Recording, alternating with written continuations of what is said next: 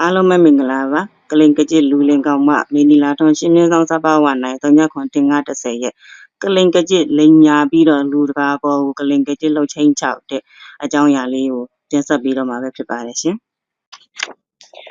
ကျမဖုန်းကိုဒီညကစပြီး12ရက်6လ2025သက်ဆိုင်ရာနေမီလုံခြုံရေးအဖွဲ့အစည်းအပ်ခဲ့ပါပြီထိုင်းထီဖို့မြောက်39ခွန်35 2950ကို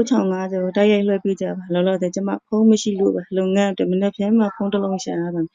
စစ်ချက်ယူနေတော့မို့ပါအမဘက်ကငွေကြေးပြဿနာကိုလှိုင်သာယာမြို့နယ်အမှတ်9ရက်ကွက်ရုံတို့အမကိုယ်တိုင်ဖြစ်စီကိုယ်စားလှယ်ဖြစ်စီလာရောက်ဖြေရှင်းလို့ရပါတယ်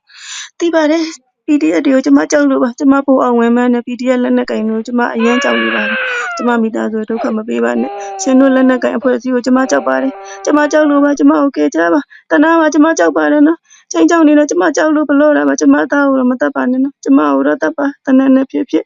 နောက်ကျမသားလေးကငယ်လို့တောင်းပန်ပါတယ်နော်ကျမသားကိုမတတ်ပါနဲ့နော်